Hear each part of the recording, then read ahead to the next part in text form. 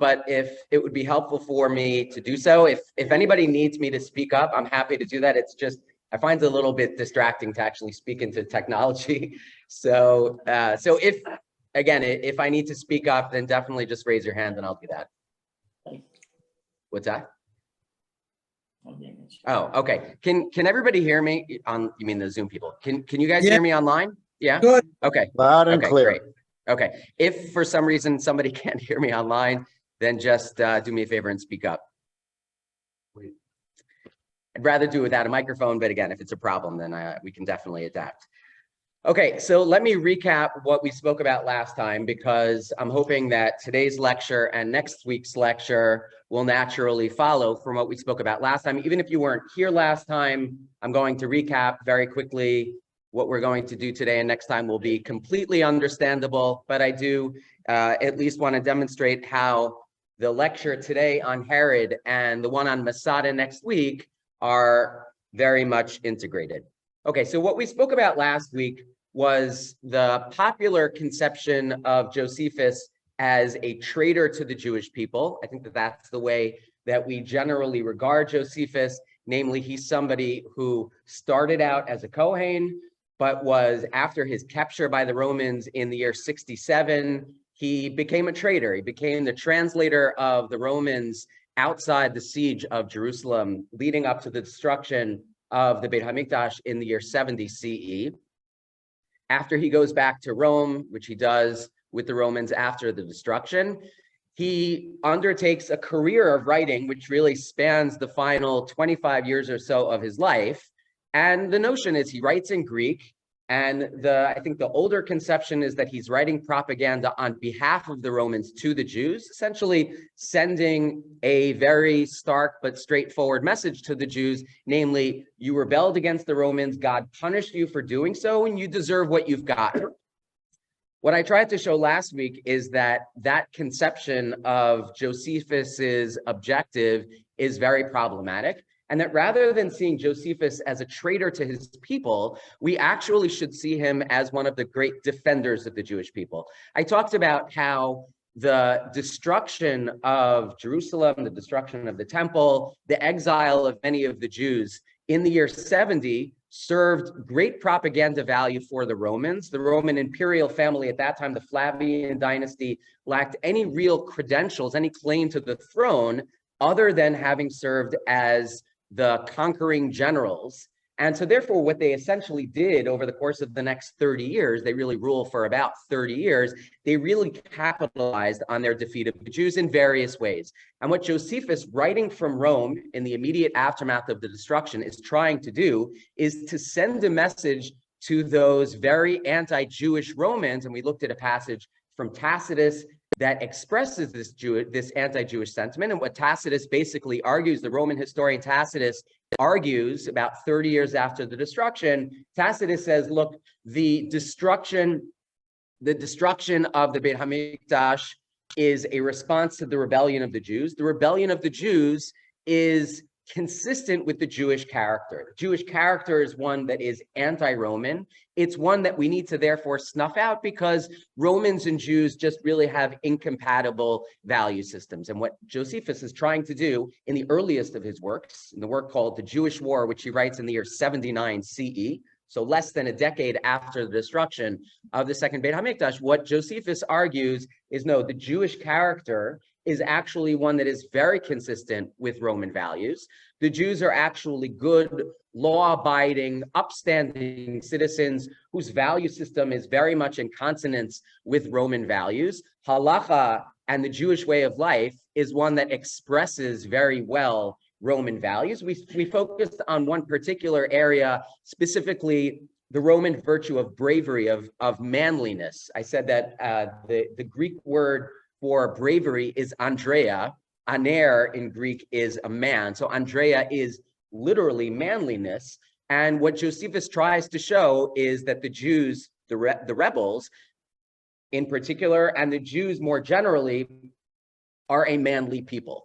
And therefore, as manly people, and we could have shown this in a variety of ways, there are numerous other Greco-Roman virtues that Josephus builds upon to demonstrate that the Jews are very good Roman citizens, but what we spoke about last time is the way in which Josephus describes the Jews as manly men, and therefore as worthy of celebration, because after all, their way of life is very much consistent, very much compatible with the Roman way of life. Okay, that was what we spoke about last time in connection with his work known as Jewish War. What we're going to do today is move on from Jewish War to his other major work known as Antiquities of the Jews. And we're going to want to try to think about how his objectives in Jewish War compare and contrast with his objectives in this later work known as Antiquities of the Jews.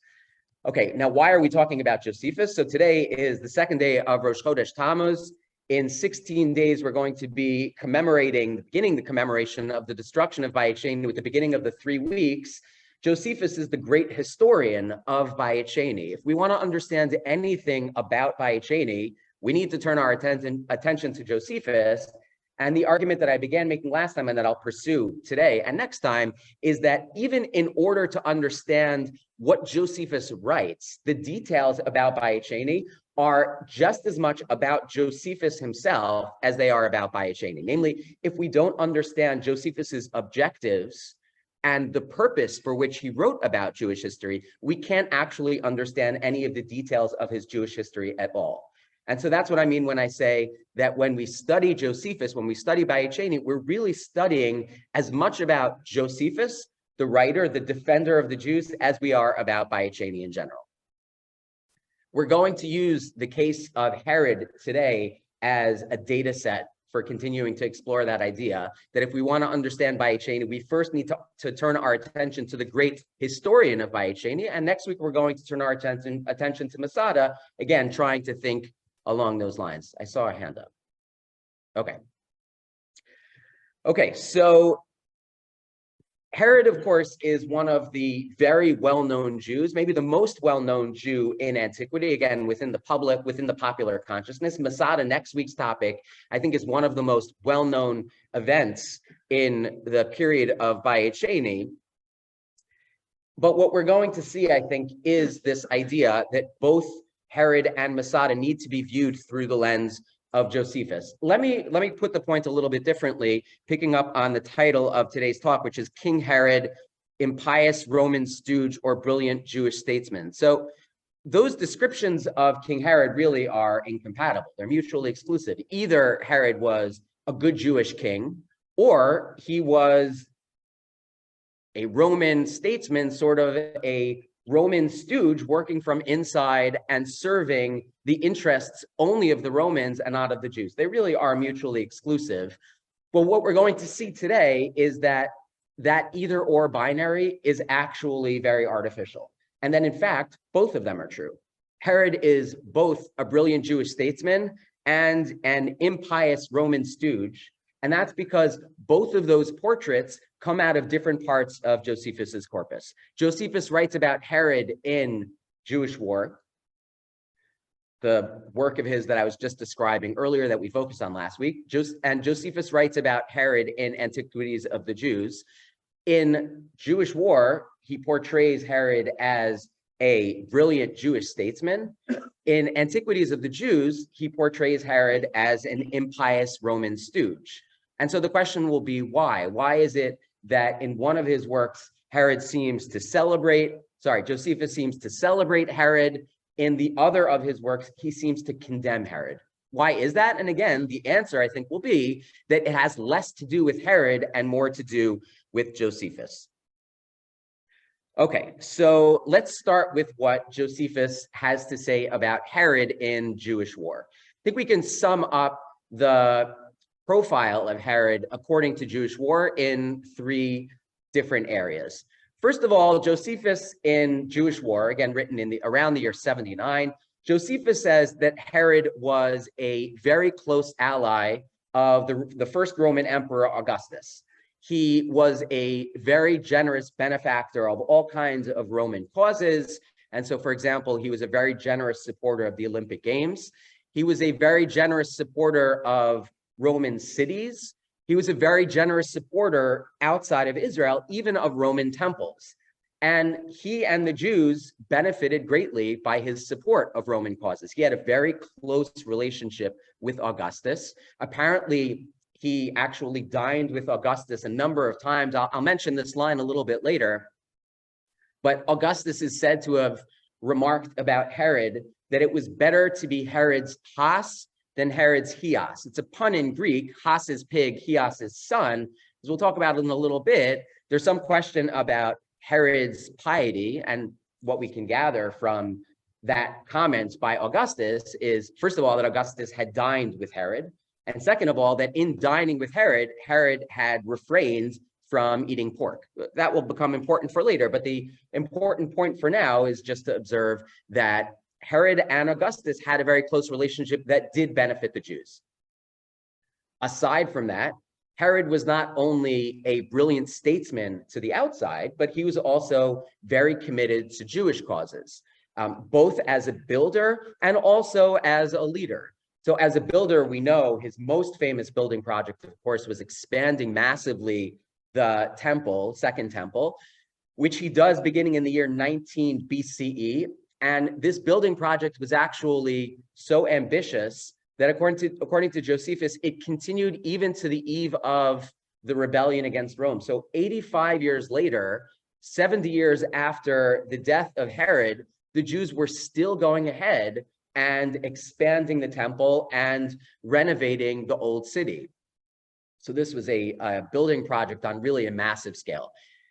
Maybe his second most famous and most important building project was building the port at Caesarea, which Josephus describes as a brilliant feat of engineering. Basically created a city where there wasn't one. And this really was a coup for the Jews because it was the major port in Israel to the west. And so this opened up all kinds of commercial possibilities for Jews in Israel that were closed to them before. So this too was a way in which Herod is not only supporting Jewish religious piety, as he did with the renovation of the Beit HaMikdash, but he's also working to benefit the Jews materially by building the port at Caesarea. And Josephus talks about numerous other cities that he was involved in building, never mind many of the palaces. We're, of course, familiar with Masada, which, as I said, we're going to talk about next week, but there are numerous other palaces that he built. Herod was known as a major builder.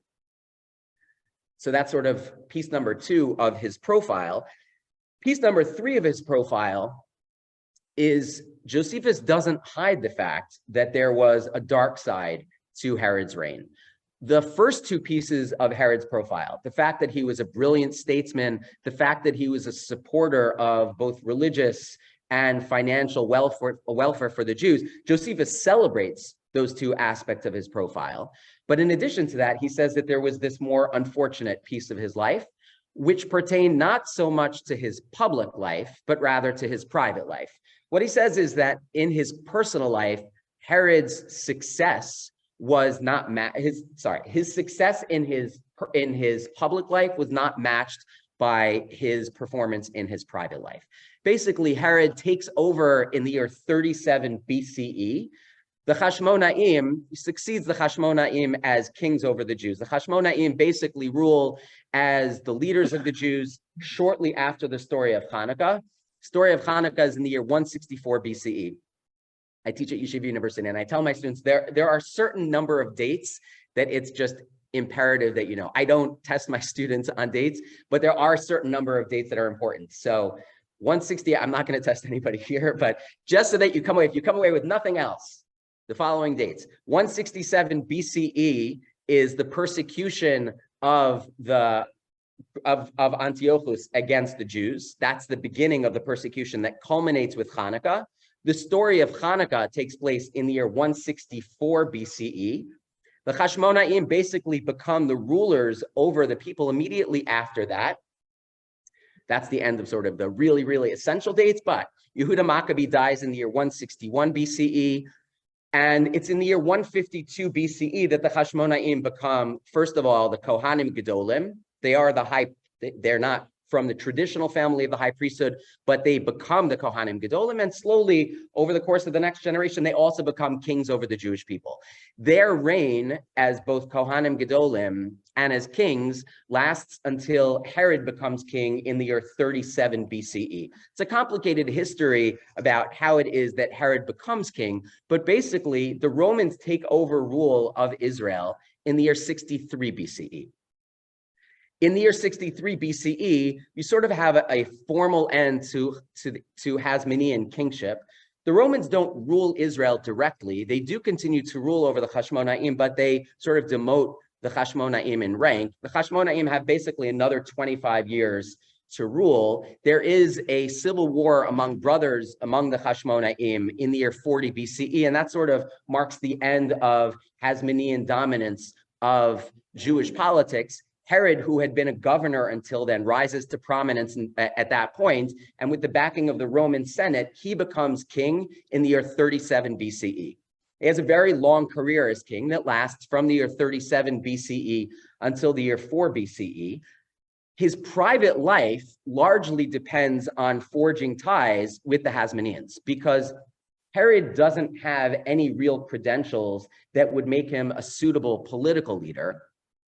And so his suitability depends entirely of his talent sort of in forging ties with other people, both the Romans, but also the Hashmonaim. What he does in order to forge ties with the Hashmonaim, the outgoing dynasty, was, first of all, he marries the granddaughter of the last king of the Hasmoneans. The last Hasmonean king is named Hyrcanus II.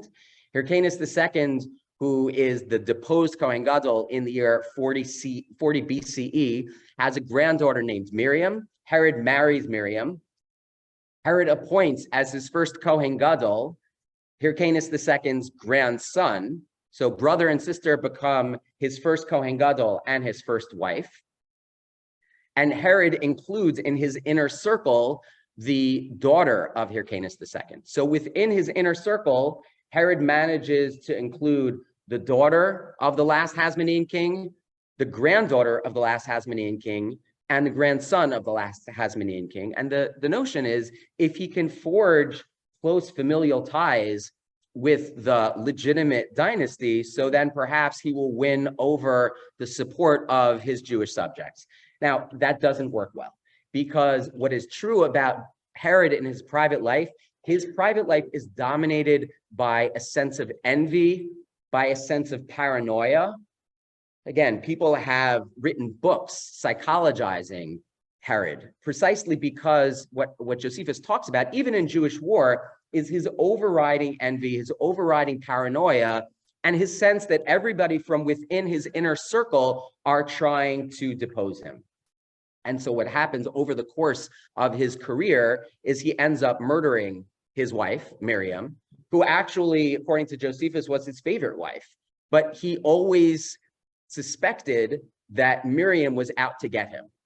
And he suspected that Miriam was out to get him in part because Herod killed her brother, the Kohen Gadol that I just mentioned before, right? The grandson of the outgoing Kohen Gadol, Aristobulus, his first Kohen Gadol, Herod murders very shortly after his appointment because, according to Josephus, this first Kohen Gadol, Aristobulus, came out on Sukkot into the Beit HaMikdash and was hailed as a leader by all of the Jews. Herod became very worried that perhaps Aristobulus would be able to retake control of Jewish leadership, and therefore he arranges for Aristobulus to be murdered. That provokes a response from Aristobulus's sister, Miriam, his wife, and so therefore, over the course of a number of years, Herod comes to suspect that she too is trying to oust him, and he arranges for her murder and for the murder also of her mother. Over time, so that is the daughter, granddaughter, grandson of the outgoing Kohen Gadol. That outgoing Kohen Gadol, the last of the Hasmonean kings, slowly made his way back to Israel, not in order to retake control, but just because he wanted to return to his ancestral land. Herod again became suspicious that something was afoot, and he arranged for the murder of Hyrcanus himself. So you have now the last several generations have been done away with by Herod. And this becomes a staple of Herod's behavior toward those within his inner circle. The children of Miriam and Herod, who are named Alexander and Aristobulus. So now we're at the great-grandsons of the last of the Hasmonean kings, are among Herod's favorite children. Again, there's a tension within Herod's personality. On the one hand, he wants to forge ties with the Hasmoneans. On the other hand, as he does so, he comes to suspect that they are always plotting against him. So at the same time that he tries to forge close ties with these two sons, Alexander and Aristobulus, he also suspects that they are plotting against him. This is kind of a constant. And in the final years of his life, he again arranges for their murder, right? So now we can follow the generations. Hyrcanus's daughter, Hyrcanus's grandson and granddaughter, Hyrcanus's two great-grandsons, all of whom were either wives or children of Herod, and it didn't stop there. Herod does away with other members of his inner court, even those who weren't even those who weren't descended from the Hasmoneans, because Herod always suspected that people were out to get him. So this is his private life, and Josephus doesn't hide the fact that Herod was a failure in his private life. But in describing the failures of Herod, the private citizen, Josephus doesn't claim that he was impious, at least in the Jewish War. What Josephus does claim is that Herod was a tragic figure, even while what I've just described can be understood as lots of instances of impiety.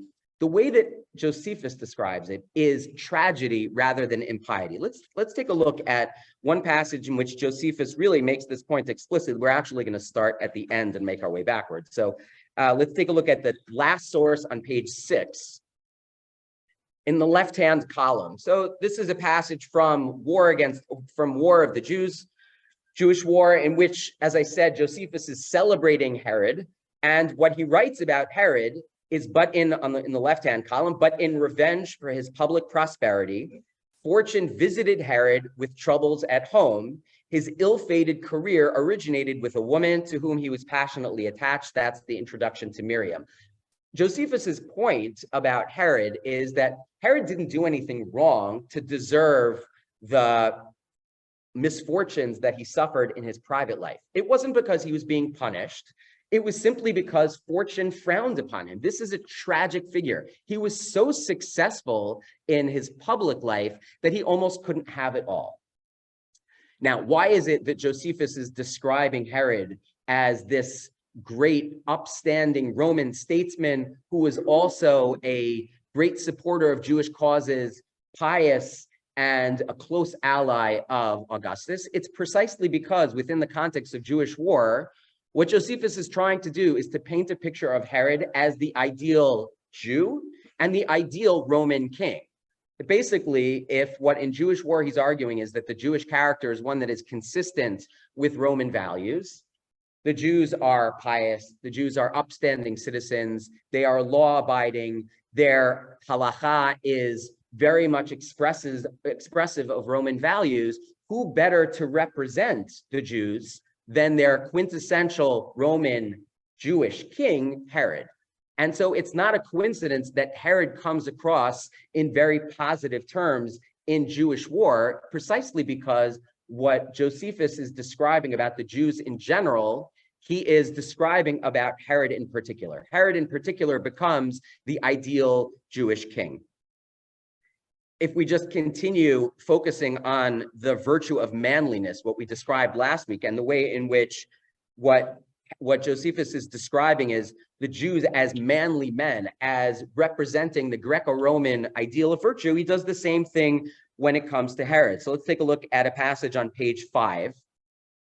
Again, we're focusing on Jewish war here. So this is book 1 of Jewish War, lines 429 and 430. This is Josephus kind of summing up the public career of Herod. He's just described Herod's renovation of the temple and his remarkable engineering feat in building the port at Caesarea. Now he says in this passage, Herod's genius was matched by his physical constitution.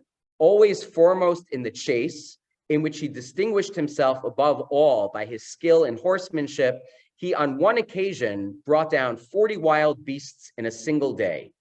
For the country breeds boars, and in greater abundance stags and wild asses. As the fighter, he was irresistible. And at practice, spectators were often struck with astonishment at the precision with which he threw the javelin, the unerring aim with which he bent the bow. But besides these preeminent gifts of soul and body, he was blessed by good fortune. He rarely met with a reverse in war, and when he did, this was due not to his own fault, but either to treachery or to the recklessness of his troops. He is the quintessential Roman manly man. He is brave in the best spirit of all Jews generally. And so therefore, it's not a coincidence that Herod comes across in very positive terms in Jewish war, where what Josephus is trying to do is to describe the Jewish character in very positive terms. But Herod comes across looking much darker in Antiquities of the Jews, the other one of Josephus's major works, which we didn't discuss last time. So let me just give a little bit of background to Antiquities, and then we're going to look at some passages about Herod there. So I said that Jewish war is written in the year 79, just to get a sense of what's happening in the Roman Empire at that time. So Vespasian, who is the first emperor of the Flavian dynasty, who himself was initially the general outside the siege of Rome against Jerusalem. Sorry. He's emperor from the year 70 until the year 79. Titus, who takes over for Vespasian as the general at the siege, rules from the year 79 until the year 81. Titus is his son. And a second son of Vespasian named Domitian is emperor from the year 81 until the year 96. Domitian is remembered by the Romans as having been a total failure as emperor. He's remembered as a real tyrant, somebody who was very cruel, somebody who was a despot and ruled in very tyrannical terms. And Josephus is writing Antiquities of the Jews precisely at that time, precisely at the end of Domitian's reign in the years 93 or 94, somewhere around there. We're going to look at parts of the prologue to Antiquities, and what Josephus says is Antiquities of the Jews is a much more ambitious work than had been Jewish War. And he says that at the time that he wrote Jewish War in the year 79, he intended to undertake a writing project that was much more ambitious, a writing project that actually encompassed all of world history, going back to the time of creation up until the time of the rebellion. But he just didn't have the command of Greek, and he didn't have the patience to really force himself to sit down and write something so ambitious. And so instead what he did was he wrote Jewish War, a 7-book work that mostly encompasses a narrative about the war itself. Again, it includes a lot about Herod in the first book, but the last 6 books are mostly about the rebellion. Antiquities of the Jews is a much larger 20-book work that actually does encompass all of world history from the beginning of creation up until the eve of the rebellion.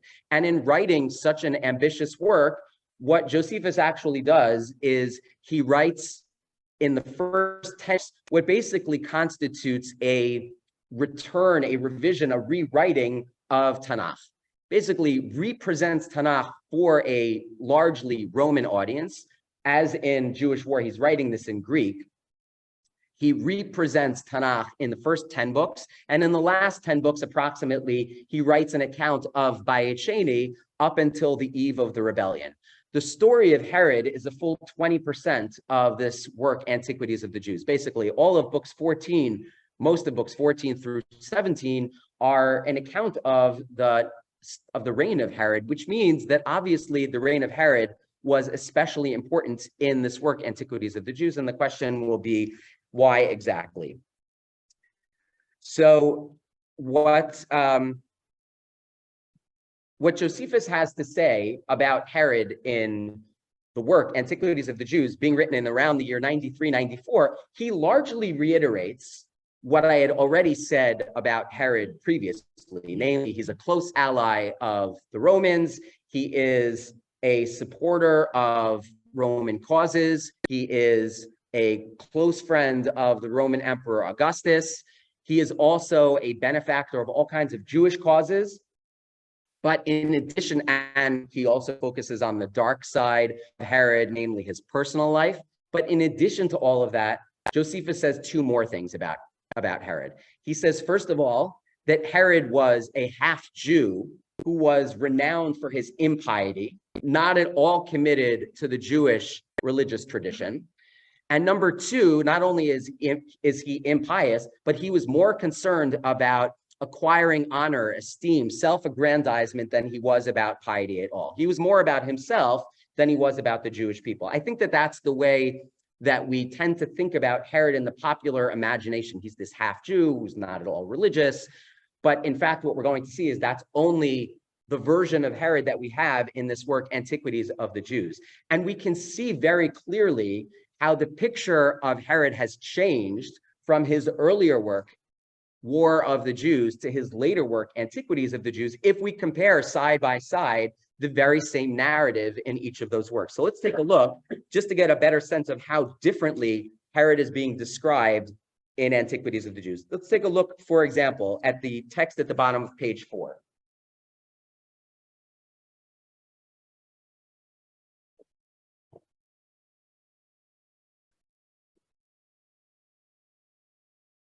So what we have on the left, this is the text all the way at the bottom.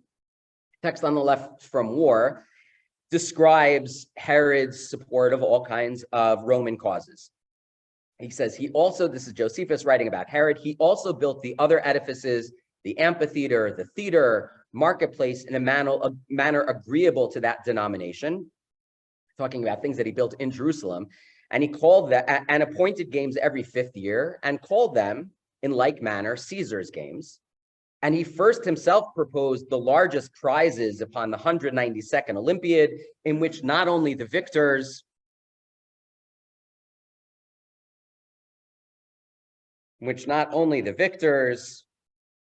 themselves, but even those that came next to them, and even those that came in the 3rd place, were partakers of his royal bounty. Josephus is describing Herod's generosity in very positive terms, namely, this is a good thing. It's good what he did in Jerusalem, because what he did in Jerusalem was he was bringing Jerusalem into the Roman orbit in a much closer way, right? He's really introducing Greco-Roman culture very deeply into Jerusalem. Let's take a look at how he describes the very same building projects in Antiquities. So we're now looking in the right-hand columns, turn back to the bottom of page 4. Antiquities says as follows about the very same events. On this account, it was that Herod revolted from the laws of his country and corrupted their ancient constitution by the introduction of foreign practices, which constitution yet ought to have been preserved inviolable, by which means we became guilty of great wickedness afterward, while those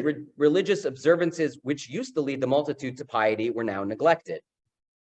For in the first place, he appointed solemn games to be celebrated every 5th year in honor of Caesar, and built a theater at Jerusalem, as also a very great amphitheater in the plain. Both of them were indeed costly works, but opposite to the Jewish customs. For we had had no such shows delivered down to us as fit to be used or exhibited by us. Yet did he celebrate these games every 5 years in the most solemn and splendid manner. He completely omits all of the prose that we just read when he writes about these events 14 years earlier in the Jewish War. When he's writing about this in Jewish War, in the left-hand column, he doesn't have anything disparaging to say about Herod. To the contrary, he seems to be celebrating Herod's generosity, celebrating the extent to which what Herod is trying to do is to bring the Jews into the Roman orbit. But what he says about these same events in Antiquities is these are instances of Herod's fundamental impiety. These are not positive developments. Everything that's being described here is just an instance of Herod's opposition to the Jewish heritage. And elsewhere, he says, you know, not only is he not interested in the Jewish heritage, but he may have been a half-Jew himself. What was he interested? Again, if we compare two passages side by side, Josephus in Antiquities confirms what he was interested in. So let's take a look at the passage that immediately precedes the one that we were just looking at. This is a description of Herod's renovation of the temple. So what does he say about the renovation of the temple? In the left-hand column from War of the Jews, accordingly, in the 15th year of his reign, Herod rebuilt the temple and encompassed a piece of land about it with a wall, which land was twice as large as that before enclosed. The expenses he laid out upon it were vastly large also, and the riches about it were unspeakable, a sign of which you have in the great cloisters that were erected about the temple, and the citadel which was on its north side. The cloisters he built from the foundation, but the citadel he repaired at a vast expense. So again, there's absolutely nothing negative, and this is consistent with Josephus's claim in War of the Jews that Herod was a very pious, dedicated Jew. Now, he says mostly the same thing in the parallel passage in Antiquities, which I have here, Antiquities from book 15, but look at what he adds, that bolded sentence at the end, and this would be sufficient for an everlasting memorial of him. What is he committed to? What animated Herod's renovation of the temple? It wasn't his commitment to Jewish piety, which was the point that he was making in War. Rather, it was his need to raise his own esteem, his need for self-aggrandizement, his need to leave behind an everlasting memorial of himself. Because what characterizes Herod, according to Antiquities, is not a commitment, devotion to Judaism, it's not a devotion to the Jewish people, to Jewish causes, it's devotion to himself. And that's why he went ahead and expanded the temple. He says the same thing in sort of his summation of Herod's reign at the bottom of page 5.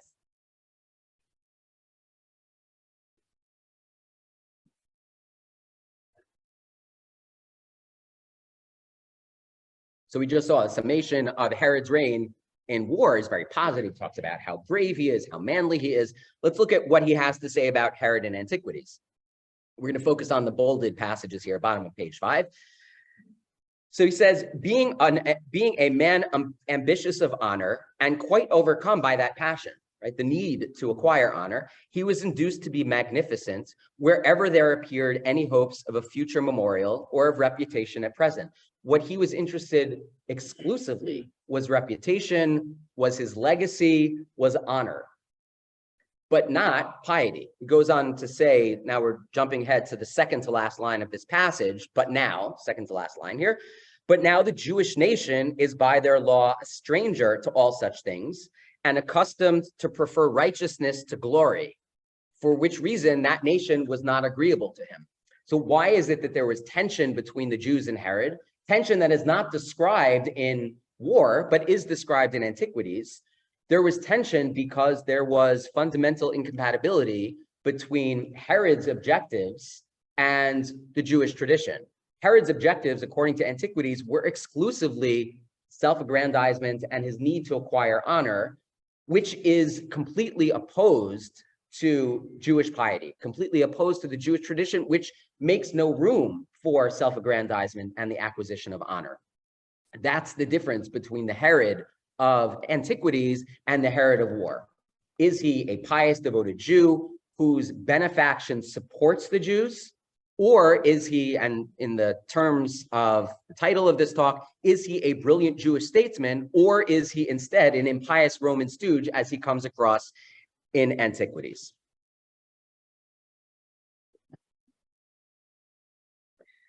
So now the question is why? Why is it that this portrait of Herod is totally transformed only 15 years after Josephus has celebrated Herod's reign? He is the archetypal Jew, the Jew who is very much to be celebrated by the Romans, is now represented best by this ideal king in War in the year 79. When it comes to Antiquities in the year 94, all of a sudden, Herod is not only unsuccessful in his private life, but he's also to be condemned for the activities in his public life. Why is that? So again, we need to understand less about Herod and more about Josephus himself. What is Josephus trying to do in Antiquities that would have motivated him to tell such a different story about Herod? Okay, so let's backtrack and talk about what Josephus is trying to do in antiquities in general. So let's turn back to page 1.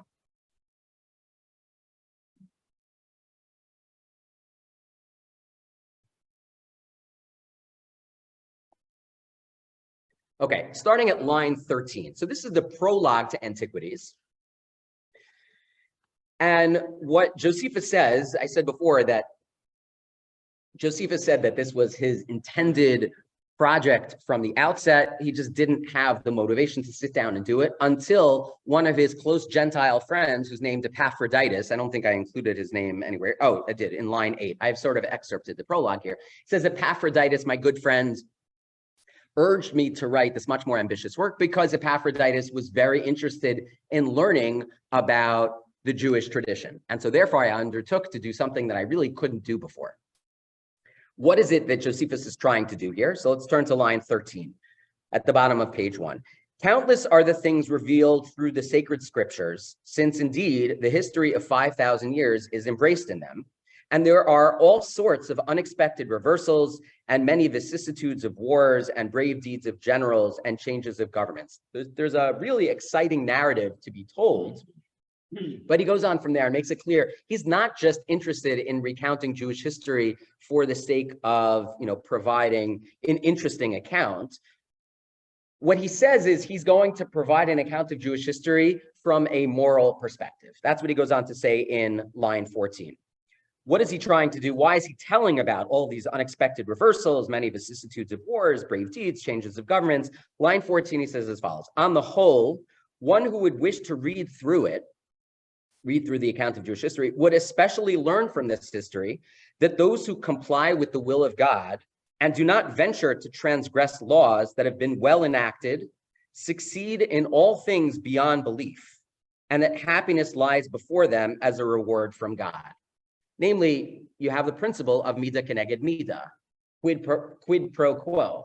To the extent that someone acts in conformity with the divine will, they'll be rewarded. And what Josephus goes on and says in the next sentence, but to the extent that they dissociate themselves from the scrupulous observance of these laws, the practicable things become impracticable, and whatever seemingly good thing they pursue with zeal turns into irremediable misfortunes. Namely, if you observe God's will, you are rewarded. If you violate God's will, you are punished. That's the underlying narrative that stretches across world history. And Josephus is telling the story of Jewish history precisely because if he wants to expose this basic moral principle, God punishes those who are righteous. God rewards those who are righteous. God punishes those who are wicked. Jewish history is really a narrative that illustrates that point. This is a principle, according to Josephus, that should interest anyone, right? The idea of divine reward and divine punishment. It should interest Romans. And so therefore, what Josephus is trying to do for the benefit of a Roman audience is to provide an ideal account of this kind of moral history. But he goes beyond that. In lines 19 and 20, he says even more. It's not just that I'm going to provide an account of moral history. It's not just that Jewish history illustrates this movement from divine reward to divine punishment. It says in line 19 as follows, therefore it must be made known that that man, Moshe, considered it the most necessary thing of all for the one who intends to regulate his life properly and to prescribe laws for others, first to understand the nature of God. So how is it that Moshe legislated for the people? Moshe legislated for the people by first understanding the nature of God. Because if law is going to serve as the basis for reward and punishment, it can't just be any form of law. Remember what we saw last time in Tacitus, one of Josephus's interlocutors. What Tacitus says is, where did halacha come from? The Torah was basically invented by Moshe. Moshe was this imposter. The Jews had been exiled from Egypt after there was a plague, and they were sort of wandering aimlessly until this person, Moshe, was this ambitious power grabber, just rose to power and claimed that he had been sent by God, and he legislated all kinds of very misanthropic laws, is the way that Josephus described it.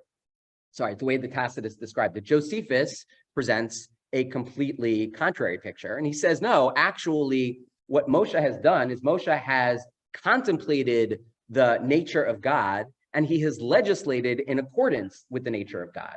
Because if sort of allegiance to that law is going to be what determines reward and punishment, well, then that law needs to be one that is consistent with the highest ideals, with godliness. It goes on and says a little bit more, even in line 20, for neither would the lawgiver, if he lacked this contemplation, ever have had proper understanding. Moshe would never have really understood what he was trying to do without contemplating God, nor would anything of the things that he would write with regard to the rationale of virtue turn out well for those who received it, unless they had been taught before or all else that God, who is the Father and Lord of all, and who looks upon all things, grants a happy life to those who follow him, and surrounds with great misfortunes those who transgress virtue. So two things that are important about line 20. First of all, he shifted subtly from talking about law to talking about virtue.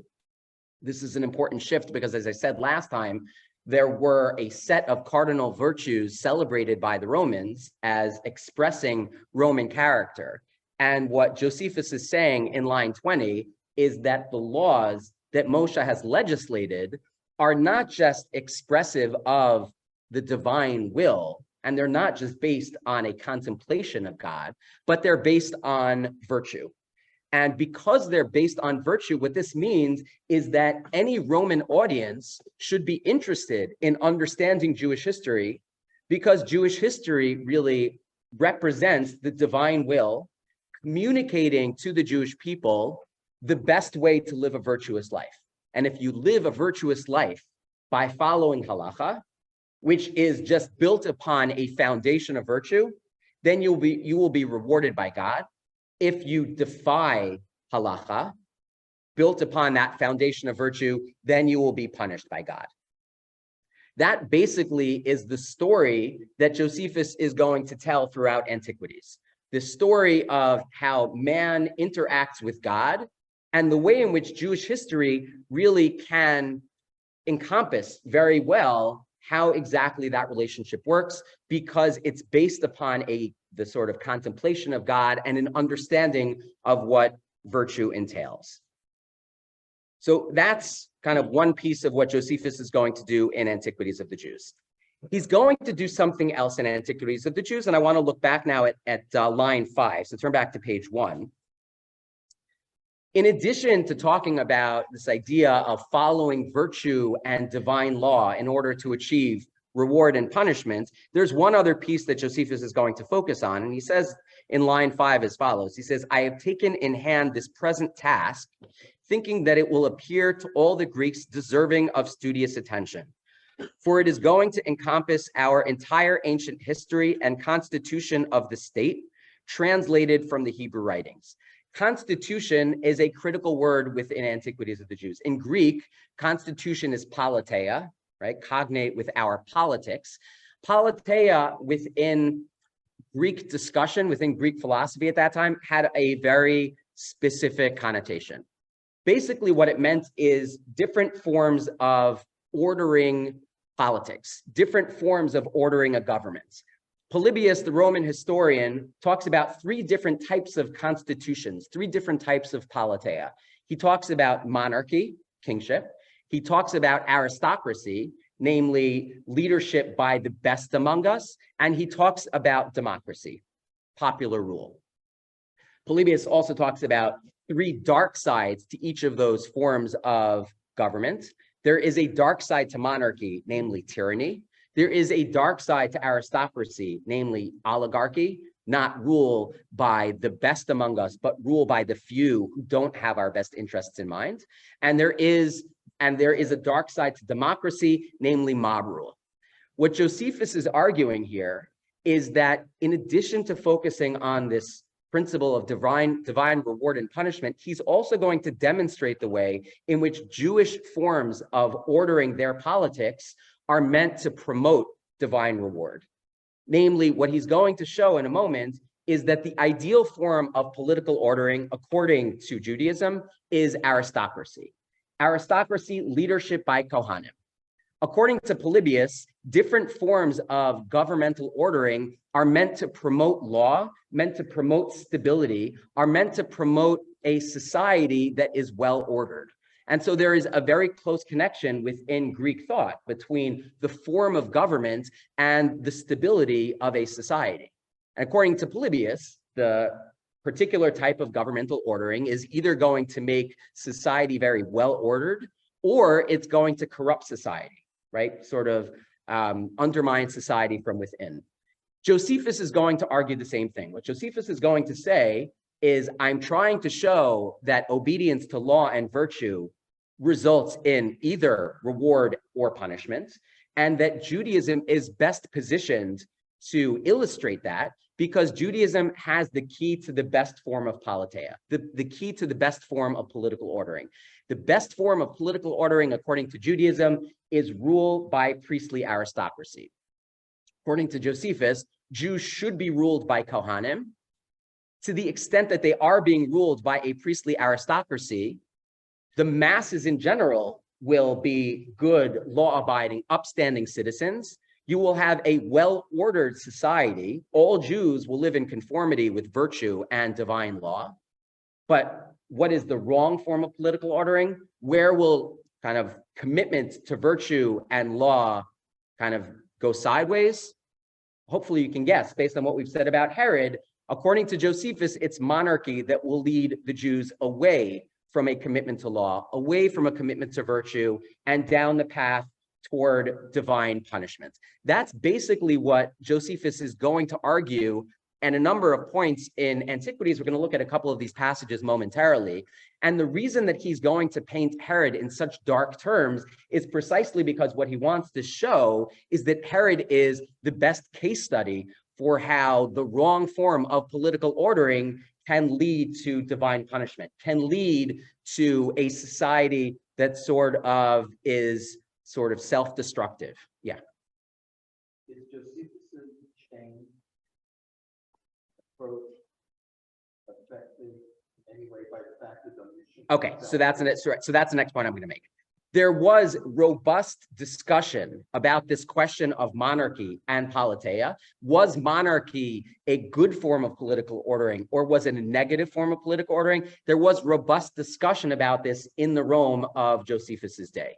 Because as I said before, Domitian was remembered as a cruel, despotic tyrant, right? And actually the memory of Domitian was completely erased from any statues that he built, any records that he kept. He was really kind of wiped away by the Romans from history. And so there was robust discussion about whether, in fact, monarchy was an ideal form of political ordering, or was there a concern that monarchy could eventually give way to tyranny? And what tyranny would do was tyranny would you would have sort of a rebellion that would naturally bubble to the surface. You would have instability that would inevitably come about as an outgrowth of monarchy. That basically was one school of thought, one prominent school of thought within the Roman society of Josephus's day. In which case, the reason that Josephus focuses so single-mindedly on this question of political ordering and comes down so hard on monarchy is precisely because he's speaking to a Roman audience that is saying very much the same thing.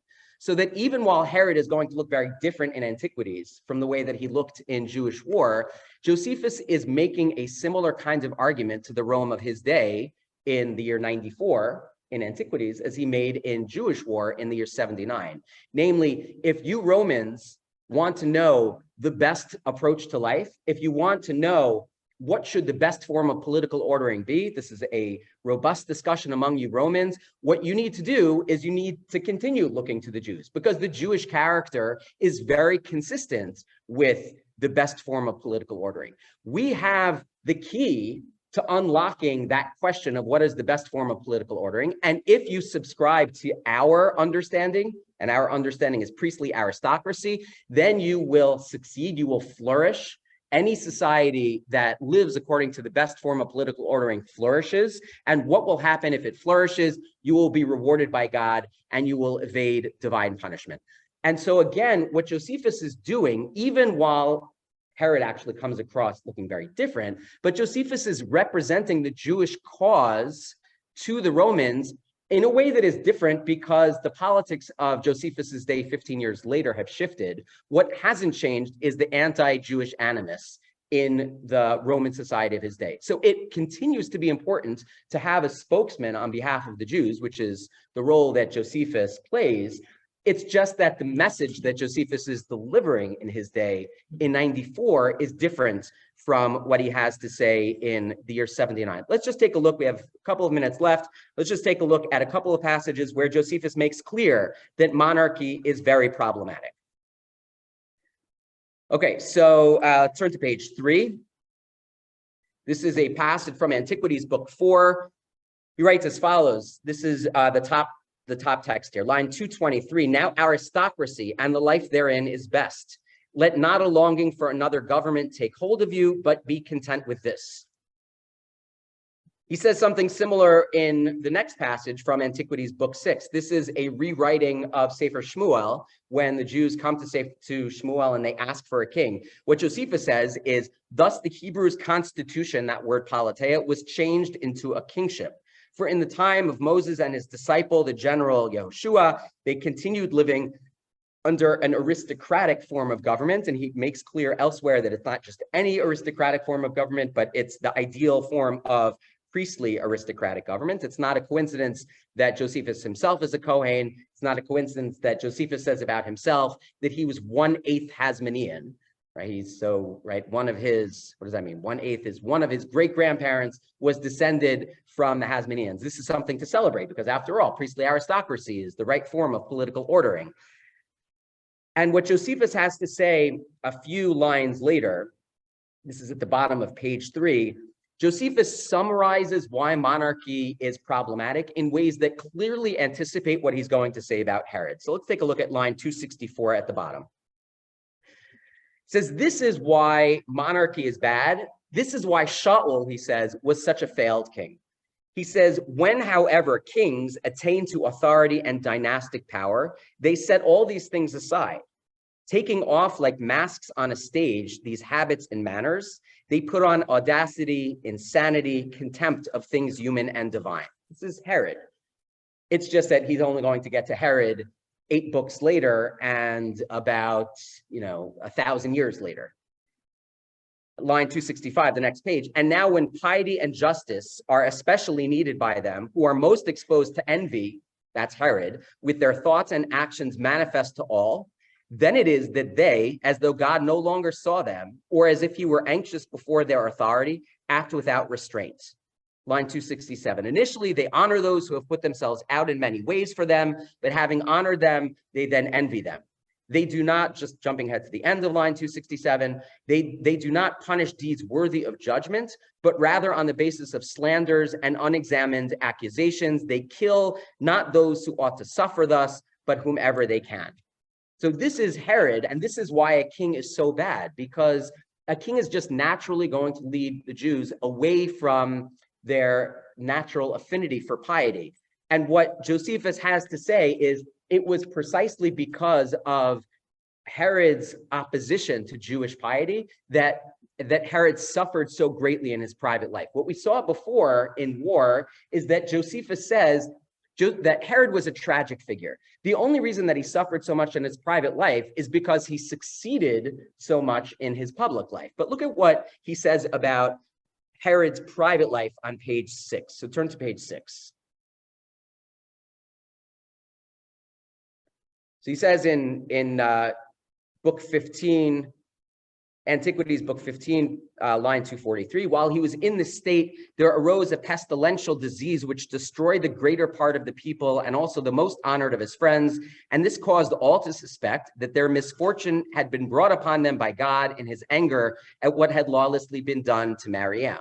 This is the principle of Mida Keneged Mida at work by a king who represents the wrong form of political ordering. So what Josephus said in the prologue to Antiquities is that the story I'm going to tell about Jewish history is one in which certain forms of political ordering will naturally lead the people to piety, to virtue, and thereby will flourish because they're being rewarded.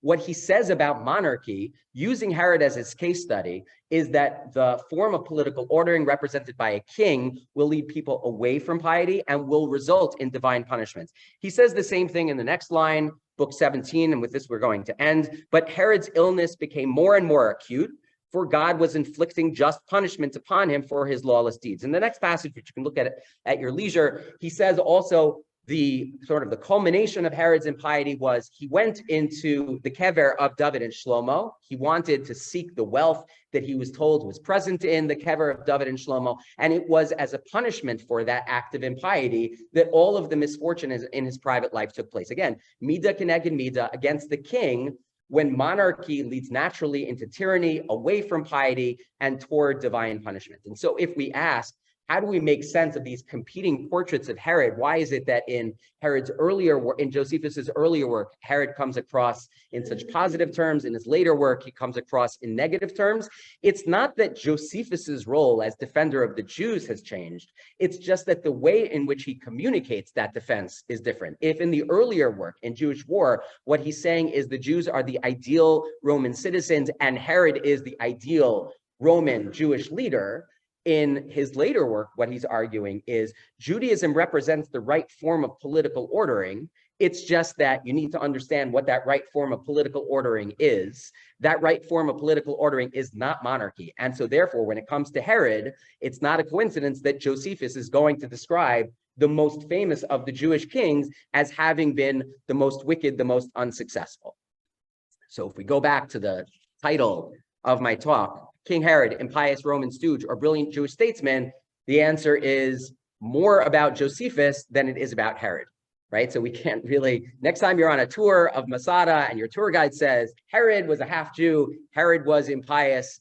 First of all, remember, year 167, persecutions, 164, story of Hanukkah, 70, Churban Bayit, but also remember that it's much more complicated. You have this distinction between the different works within Josephus's corpus, Jewish War earlier presenting one portrait of Herod, Antiquities presenting another portrait of Herod. What we're going to do next week is the story of Masada, which is actually only narrated in Jewish War. It doesn't show up in Antiquities at all, but I'm going to make a similar argument. Namely, the story that we're told about Masada there might be parts of it that are true, but we can't corroborate very much of it. What we can do is we can say it fits very much what Josephus is trying to say in Jewish War. And so therefore the story of Masada tells us less about Masada itself than it does about what Josephus is trying to say to his Roman audience, namely that group of rebels, they don't represent what is best about us. Those rebels who were killed on Masada, they are the worst among us. If you want to look at the Jewish character, look at me, look at the survivors, don't look at the rebels.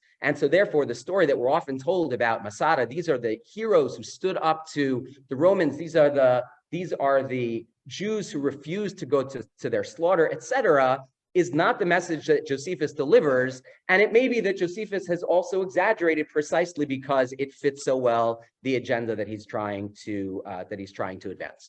That's where we're going next week. Have a wonderful week. I'm happy to stick around for questions. In the meantime, have a great week, everybody. So